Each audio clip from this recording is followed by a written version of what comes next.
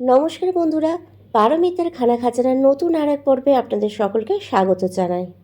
আজ আমি আলু প্রেমীদের জন্য আলুর একটা দুর্দান্ত রেসিপি নিয়ে চলে এসেছি। তা হলো জিরা আলু বা আলু চিরা। আলু খেতে পছন্দ করেন না এরকম মানুষ কিন্তু মেলা ভার। আর জিরা আলু তো সকলেরই ফেভারিট হয়ে থাকে।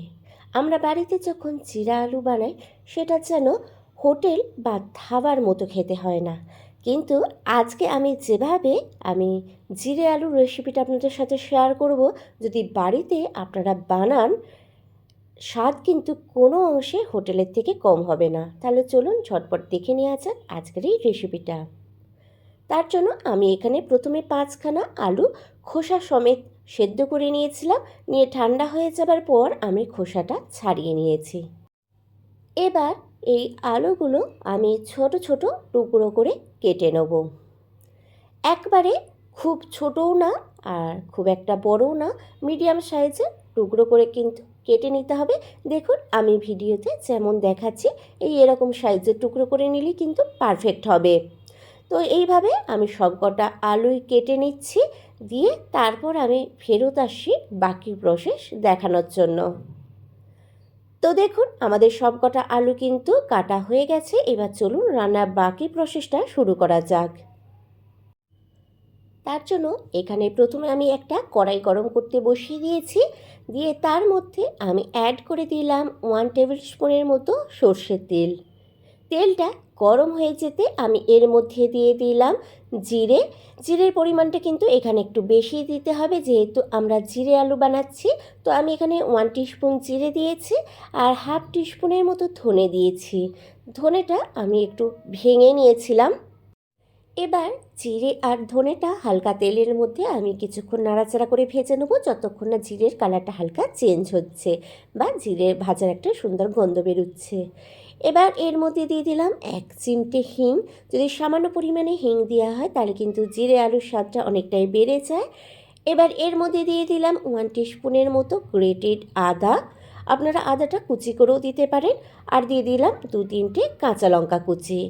এবার আদাটা হালকা করে কাঁচা গন্ধটা চলে যাওয়া পর্যন্ত ভেজে নেব, কিন্তু বেশি ভাজলেও চলবে না, যাতে আদাটা পুড়ে না যায় সেটাও খেয়াল রাখতে হবে। এবার আমি এর মধ্যে দিয়ে দিলাম আগে থেকে সেদ্ধ করে রাখা টুকরো করে রাখা আলুগুলো। এবার এই আলুগুলো আমি তেলের মধ্যে দিয়ে নাড়াচাড়া করে ভালোভাবে ভেজে নেব। আলুগুলো যেহেতু প্রথম থেকে সেদ্ধ করা আছে তাই আলু সেদ্ধ করার ব্যাপারটা থাকছে না, কিন্তু আলুটা খুব বেশি কিন্তু তেলের মধ্যে ভেজেও নেওয়া যাবে না। ভাজতে এরকমই হবে যেন আলুর ওপর হালকা একটা লালচে ভাব আসে বা লাল কোটিং একটা এসে যায়, সেরকম পর্যন্তই। তো আমি মিডিয়াম টু লো ফ্লেমে আলুগুলো ভেজে নেব প্রায় 3-4 মিনিটের মতো। তার আগে আমি এখানে দিয়ে দিচ্ছি স্বাদ মতো নুন। নুনটা অবশ্যই কিন্তু আপনারা নিজেদের স্বাদ অনুযায়ী ব্যবহার করবেন। এবার এই নুনটা দিয়ে আমি ভালোভাবে আলুগুলোর সাথে নাড়াচাড়া করে মিশিয়ে নিচ্ছি, যাতে নুনটা আলুর ভেতর পর্যন্ত পৌঁছে যেতে পারে।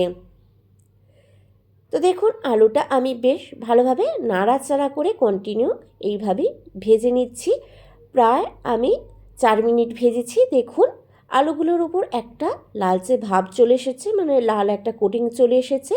এর থেকে বেশি কিন্তু আর ভাজার দরকার নেই, বাস আলুগুলো কিন্তু পারফেক্টভাবে ভাজা হয়ে গেছে। এবার এর মধ্যে আমি কিছু শুকনো মশলা অ্যাড করব।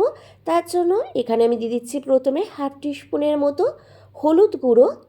আর আমি এর মধ্যে দিয়ে দেবো 1 টিস্পুনের মতো জিরে গুঁড়ো। আর আমি এখানে দিয়ে দেবো কিছুটা পরিমাণে চিলি ফ্লেক্স। আর এখানে দিয়ে দেবো আমি 1/3 টিস্পুনের মতো গোলমরিচের গুঁড়ো। আমি কিন্তু এখানে কোনো রকম লঙ্কা পাউডার ব্যবহার করছি না। এবার সব কটা শুকনো মশলা দিয়ে ভালোভাবে নাড়াচাড়া করে নিয়ে আমি আলুর সাথে মিশিয়ে নিচ্ছি। দিয়ে আরও বেশ কিছুক্ষণ আমি ভেজে নেব, যাতে সব মশলাগুলো থেকে কাঁচা গন্ধটা চলে যায়। তো দেখুন আরও 1 মিনিটের মতো আমি ভেজে নিয়েছি। এবার এর মধ্যে দিয়ে দিচ্ছি আমি 1 টিস্পুনের মতো কসুরি মেথি। এটা আমি ড্রাই রোস্ট করে নিয়েছিলাম, সেটা হাতে করে ঘষে একটু দিয়ে দিলাম। আর আমি এর মধ্যে অ্যাড করব 1 টিস্পুনের মতো ড্রাই পুদিনা পাতা। আপনারা হয়তো দেখবেন আমি অনেক রেসিপিতেই কিন্তু এই ড্রাই পুদিনা পাতা ব্যবহার করে থাকি। তো এবার ড্রাই পুদিনা পাতাটাও আমি একটু হাতে করে ঘষে নিয়ে এখানে দিয়ে দিচ্ছি।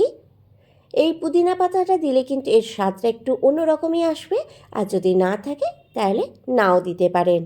এবার এই পুদিনা পাতাটা আর কসুরি মেথিটা দিয়ে আমি ভালোভাবে নাড়াচাড়া করে নিয়ে আলুর সাথে আমি মিশিয়ে নিচ্ছি। তো দেখুন সব মশলা কিন্তু বেশ ভালোভাবে আলুর ওপর কোট হয়ে গেছে, দেখতেও কিন্তু আলুটা দারুণ লাগছে। তো আমাদের জিরা আলু কিন্তু প্রায় রেডি থেকে এবার আমি আলুটা নামানোর আগে এর মধ্যে ছড়িয়ে দিচ্ছি কিছুটা পরিমাণে ধনেপাতা কুচি। ধনেপাতা কুচিটা আপনারা আপনাদের পছন্দ মতো কম বেশি করে নিতে পারেন। এবার ধনেপাতাটা দিয়ে আমি ভালোভাবে নাড়াচাড়া করে আলুর সাথে মিশিয়ে নিচ্ছি, নিয়ে গ্যাসের ফ্লেমটা বন্ধ করে দেবো, দিয়ে গরম গরম পরিবেশন করে দেবো। তো দেখুন আমাদের জিরা আলু কিন্তু একদম রেডি এবং আমি পরিবেশনও করে দিয়েছি। তো রেসিপিটা আপনাদের কেমন লাগলো অবশ্যই কিন্তু কমেন্ট করে জানাতে ভুলবেন না, আর ভালো লেগে থাকলে অবশ্যই একটা লাইক আর শেয়ার করে দেবেন। আর এরকম আরও ভালো ভালো রেসিপি পেতে হলে আমার চ্যানেলটা অবশ্যই সাবস্ক্রাইব করে রাখুন, আর পাশে থাকার বেল আইকনটা প্রেস করে রাখুন, তাতে আমি যখনই কোনো রেসিপি বা ভিডিও আপলোড করব সবার আগে নোটিফিকেশান আপনার কাছে পৌঁছে যাবে। আর বাড়িতে অবশ্যই কিন্তু এইভাবে জিরে আলু একবার বানিয়ে খেয়ে দেখবেন, আশা করছি আপনাদেরও কিন্তু দারুণ লাগবে এই জিরে আলুর রেসিপিটা।